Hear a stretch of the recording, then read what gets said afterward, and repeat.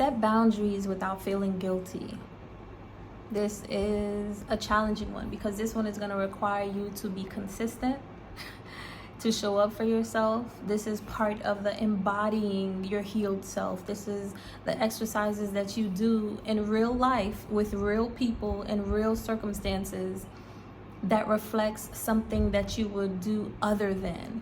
So if I've acted and behaved this way in this circumstance in the past, I get to choose, because it's always a choice. I get to choose now, making sure that you're in control of your emotional system, you're in control of your nervous system. I get to choose how I'm going to respond, how I'm going to show up, how I'm gonna do things differently.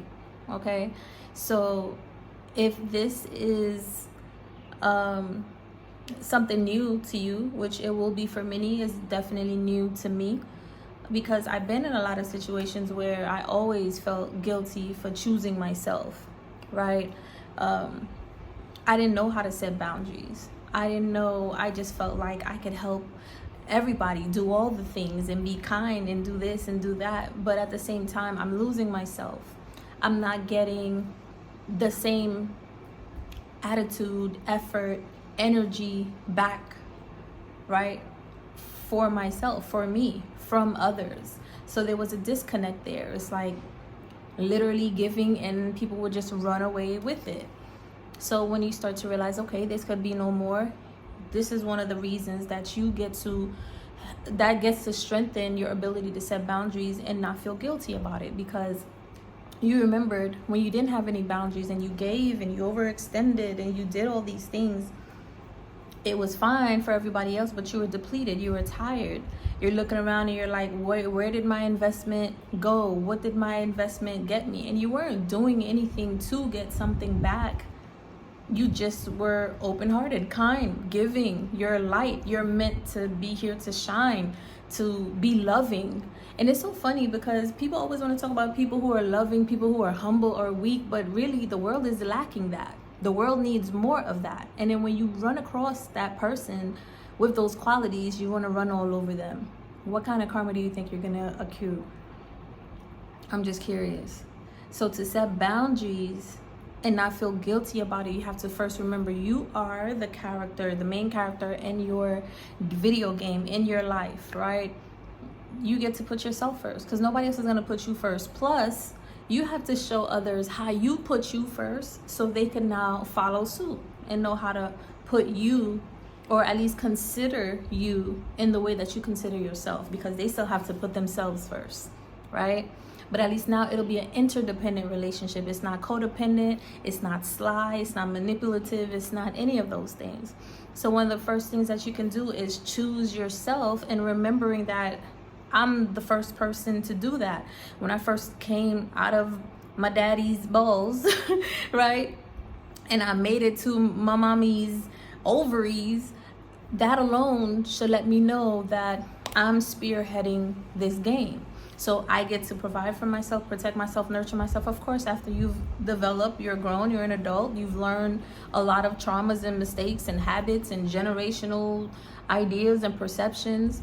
And now you want to shift into something that is more in alignment with what you want to experience, what you want to see: joy, fun, adventure, support, real genuine support. Not, oh, I'm going to do this for you because then you can do this for me later, or I'm gonna act like this is what I want from you, but really this is what I really want from you, and I'm gonna hold this away from you because you'll lack it without me. Those are all games. Those are all manipulation. You don't need to be with anybody around that. Family, friend, lover, it does not matter. And if you have been in those experiences, just let it go, because you cannot build a healthy foundation from that space, from those pillars. They must all fall. Towers must end, everything must go. Okay, clearance rack. All right, so start with knowing that I'm choosing myself. I get to protect myself, so I don't even have space to feel guilt, because this is me literally protecting my body. If you're on a highway and somebody push you on the highway, you have to make sure you move out of the way so you don't get hit by a car. You can't wait for that person who pushed you to pull you back. right? So start with that. Start with self-compassion. I deserve to be safe. I deserve to pour into myself. I deserve to know that I'm not too much. I deserve to take care of myself. You know, those are kind of like refathering yourself for your own safety, for your own elevation in your mindset, for your own protection, for your own inner child. This is what you're doing that for. Because a lot of the guilt that you feel from setting boundaries, or even just the thought of setting boundaries, like, oh man, I gotta tell him, like, yo, I don't like this is, you know, we're gonna have to do something about this. What was that about? Or I'm gonna have to call her out and be like, you know, I can't entertain shallow conversations, maybe not in that way, right? But you get to do it in a way. Now you got to be tactful, and these are all uncomfortable because you're not used to doing that. You're used to being like, oh yeah, okay, agreeing. And it's not like you were just agreeing just to agree. Some of the things you did agree, but they were lies from that other person. They were manipulative tactics. They were mirroring your light back to you. It was just, and this just clicked just now. If people are mirroring your energy back to you and showing you that they care, they this, they're that, only to your face, because behind your back, that's not what they're doing, right? So that you can give to them when they pull away and they steal or rob or, you know, manipulate or whatever, take your energy from you. That should let you know when they're not there. If you feel like there's a voidness there, you feel stuck, you feel like there isn't something to give back to, give it back to yourself. Because if they're mirroring you, they're already mirroring you. So if they're saying you need to give to me, right? Like, I'm you need to give to me, but they're trying to take from you. That means when they're gone, the whole thing was you need to give to me. And if they are your mirror, you need to give to you. Okay? You need to give to you now. You need to set boundaries for you now. You need to take care of you now. You need to put in that energy, put in attention in your health and your mindset, shifting negative energy into positive energy. You get to pour energy into yourself, what you're working on, you know, the right relationships, people that want to have more in-depth relationship, people that could just hold and take accountability for themselves and also keep you accountable, right? All those things you get to now reprogram, reframe, do over, start over. Even if you're at the ground down, if you're at the lowest level, just know that you're in prime space to do that. So cherish you. All that you've been doing to others, for others, now since they were a mirror to you, right? Let's utilize that knowledge.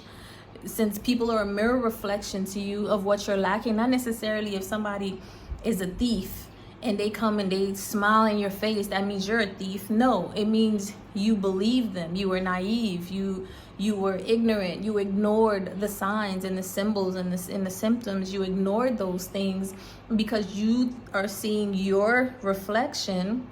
Then you stop ignoring those things and you start to learn now. Oh, okay, then, you know, this is what it is. So let me see who they really are, because that's not who they are. They're not me. I'm me, right? So start with self-compassion. Then you can move on to just being kinder, being clear, being very clear about what it is that you want and what you don't want. Learning how to start to say no. And it might be uncomfortable. Again, it might be uncomfortable. Hey, you want to come and do? No. And if you really want to go, then you can go. But if you really don't want to go, or you feel, you'll suddenly start to feel, the more you start to set boundaries and protect yourself, the more your inner energy, your higher self, your inner child, your shadow will start to feel lighter. It'll start to fill in your body a lot more. And you'll be able to sense it a lot easier. I feel like there's a little bit of discord there. There's some type of dissonance there. There's some type of I don't know. So I'm going to honor that and just not go. Thanks for asking. Thanks for inviting me. I appreciate you, but I'm not going to go. I won't be able to go. Whatever it is, right? This time doesn't work for me, but I appreciate you looking out. It doesn't have to be something that is like with a bitchy attitude or anything like that, but you get to be clear and kind. Because I think a lot of people, and I started with this too, because once you start to realize how many people is playing in your face, right, taking advantage of you, manipulating you, of course you're gonna get angry. You have to grieve. You have to go through the whole grieving process, and some of us get stuck at anger, because it's like, how dare you? Why you try to play me? You try to slow me down in life. You try to affect everything of mine. You try to affect my relationships. You try to affect how people viewed me. You try to affect how I viewed myself with your projections and your insecurities. You tried to so hard when you could have been putting all that energy towards either A, working together to evolve and build, or working on your own life, right? And stop trying to put me down to others. So I see how you could get mad and just be like, no, I don't want to call. I don't want to pick up. I don't want to have fake ass conversations. I don't want to do any of those things, because it's the anger that's speaking. And it's good to acknowledge that anger. Be angry. Go take a boxing class. Go scream outside in nature. Walk barefooted. Punch the pillow, you know. But remember, don't do anything that you wouldn't want done to you, because that's just from your anger. It's not even from your true, genuine self. Your true, genuine self deep down is saying, you know, it's really disappointing. However, thank you for the contract. Thank you for the lesson, because moving forward, at least I'll know what this looks like with others that try to bring this to me. And now I'm better because of it. You know, now I'm not going to go back to repeat that cycle, especially if you're not doing the amount of work that I'm doing. And, you know, I'm going to be kind, I'm going to be compassionate, and I'm still going to bow out. Okay? I need some space. I need some time to reset, you know? And if people genuinely honor that, they'll respect that. But they're not going to try to make you feel guilty or try to flip it around and gaslight you or anything like that. So pay attention to that too. And sometimes you might be like, is this person trying to gaslight me? Is this person trying to like make me feel guilty? You'll feel the energy switch. You'll feel how you say something, and if somebody try to say something else that has nothing to do with them taking accountability, you'll know that that's an energy shift, and that will be a clear sign that someone's trying to manipulate you. Use your emotions and your energy, you know. So use clear, concise, compassionate communication. Okay, it's so funny how compassion is twice. Compassion for yourself, and then compassion in the way that you communicate, because our words are manifesting, they're creating. And especially in the 5D, you really want to be careful with your thoughts and what it is that you're saying, how you're saying it, with the energy behind it, intense,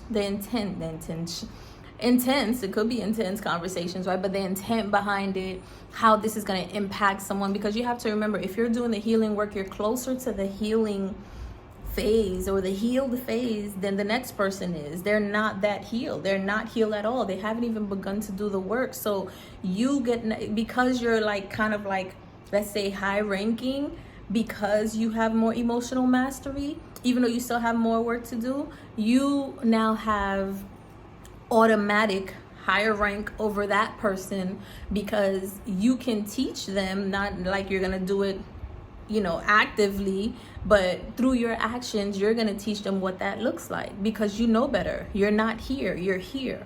And you know you want to be here, and you want to keep being here, but you also want to flow with everyone as well. But you know you're not going to go back here. So you have to be mindful with the way that you just show up with other people. Your words could really pierce somebody.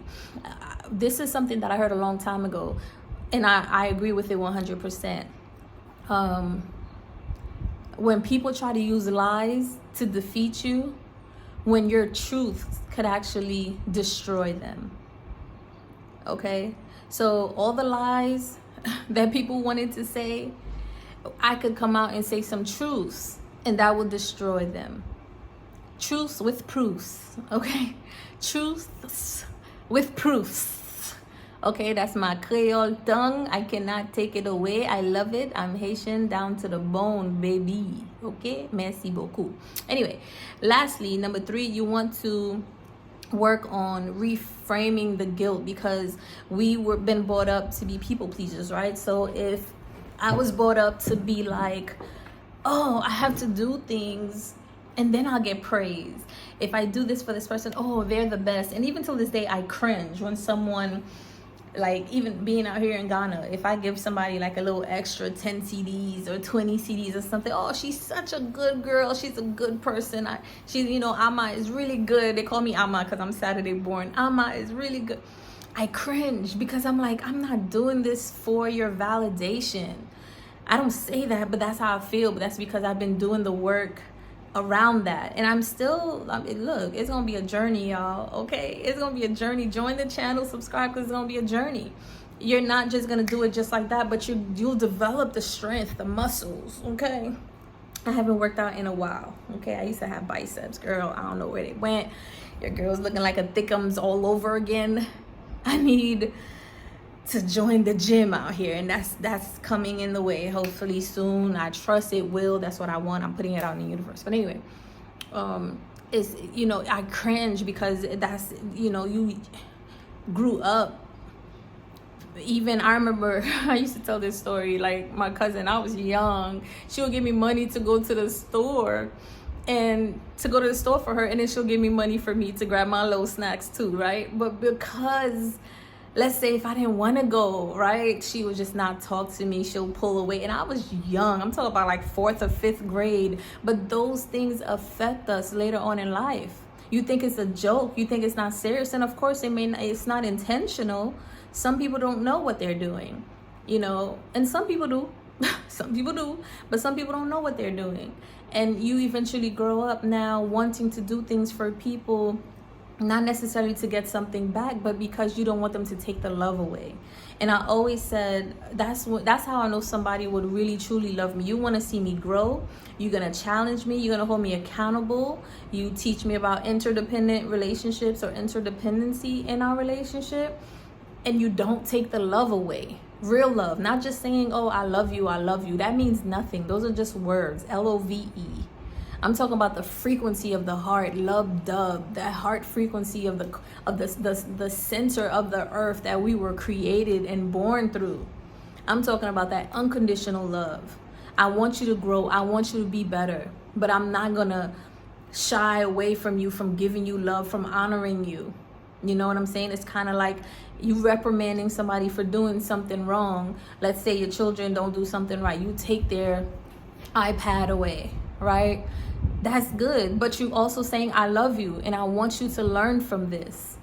Once you do this and you learn from this, I will give you back your iPad. This is not gone forever. This material thing comes and goes, but I'm only here for as long as I'm here for. And I want you to know how important this means to me, not this. Okay? Well, how important this means to me. This means to me who you are as a spirit, as a beautiful light, here to shine and express your energy. That's different. Now you're like, oh, okay, I'll still kiss you, I still love you, but you just gonna have to learn this lesson right now. That's unconditional love. It's not, oh, I'm not talking to that person, or that person, I don't even know what I call a friend, what I call a child, a cousin, a brother, a sister, a aunt, a uncle. Like, that's not what it is. No. Not at all. And I found myself guilty too of, like, when some people have been doing me wrong and I've caught them in their wrongness, I would focus on that. And then I had to release that because I'm like, we had so many great times too. So I can't just, it's like when women who, like, after they leave a marriage or a relationship, all of a sudden they're like, oh, it was the worst. But you forgot about the good times. I had great times. I know you could probably think, well, maybe it was all a lie, but yet you still were involved in it, both very happy and joyfully creating that together. You found out it was a lie or manipulation or whatever after the fact, right? So some things, yeah, it could have been a lie. So you feel guilty for even enjoying that. But there's other experiences where you did have some good times. So you get to honor both. And that's what we get to do in our relationship. So you want to reframe the guilt. This guilt that I'm feeling doesn't mean that I'm wrong. It means that it's a sign that I'm healing, but that also gets to exist with what happened. I'm not going to push that away. This is what really happened. I can love and protect my energy at the same time. They both can coexist. I can love you from afar and protect my energy. I could not be with you anymore and be like, I love you, I wish you well. If you ever cross my mind, man, I hope that person is doing okay. You know, I hope they're good. And then I don't spend too much of my energy and time on that, because I get to put that energy and positive mantra into me and my life. Okay, so I hope this served you guys. Y'all see me in the next video. I don't need to do anything else. I'll see y'all then. Peace out.